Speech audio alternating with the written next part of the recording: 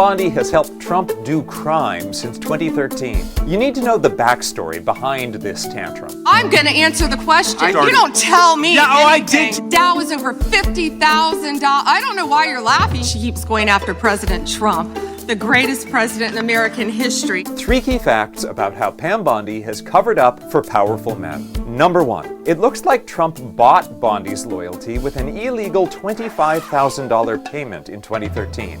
In case you forgot, in the early O's, Trump was running a fraudulent scam university. At Trump University, we teach success. That's what it's all about, success. Trump cheated thousands of victims out of tens of thousands of dollars, in some cases their whole life savings, for a university program that did not exist. Some victims lost their homes. Trump cheated one Army Gold Star widow out of her husband's death benefit. The victims alleged they were pressured to pay everything they had and got nothing of value, no actual instruction in return for their tuition. A lot of the victims lived in Florida. Now, in 2013, when Pam Bondi was running for re-election as Florida's Attorney General, she personally solicited a campaign donation from Trump. Around the same time, Bondi told the Orlando Sentinel that her office was looking into joining other states in legal action against the Trump University scam. 4 days after the article was published, Bondi's PAC received a $25,000 check from the Trump Foundation. This was an illegal payment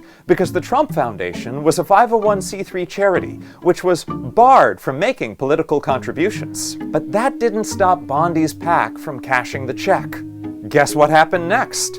Bondi's office announced it would not be taking action against Trump University. What a strange series of coincidences. The Trump Foundation later falsified its tax records, unsuccessfully trying to conceal the donation. And Bondi, well, she's been on the Trump train ever since. Lock her up. I love that. Number 2, Bondi gave Epstein a pass while she was Florida's Attorney General. Now, let's be clear. Bondi was not responsible for the 2008 sweetheart plea deal that let Jeffrey Epstein walk away with a slap on the wrist for heinous crimes against children. That happened before Bondi was Florida's Attorney General, and it was arranged by then U.S. Attorney for the Southern District of Florida, Alex Acosta, who went on to become Trump's first labor secretary. Notice how everything with Epstein and Trump is always intertwined? But Bondi ran on bringing people like Epstein to justice. And I'll fight to put human trafficking monsters where they belong, behind bars. And she was Florida's Attorney General for 8 years, during which more and more Epstein survivors spoke out. And Epstein was living in Florida and allegedly continuing to abuse children. So what did Bondi do?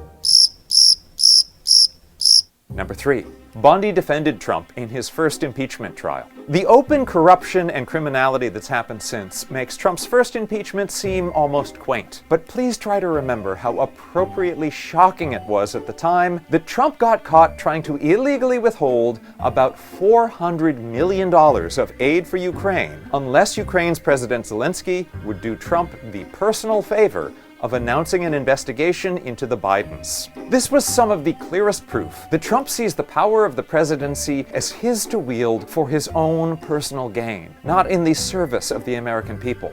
Which is why it ought to have been alarming that he appointed a lawyer who had defended him personally to be America's top lawyer, the Attorney General. And then another personal lawyer, Todd Blanche, his criminal defense attorney in his New York trial, to be Deputy Attorney General. Bonus fact: Bondi sided with Trump against the American people again as part of Trump's efforts to overturn the 2020 election.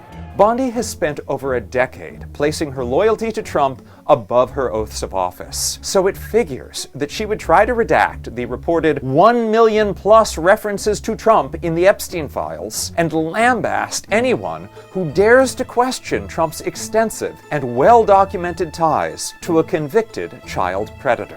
And it's not surprising that she would refuse to speak to Epstein survivors or even turn to face them when they were directly behind her. Yeah,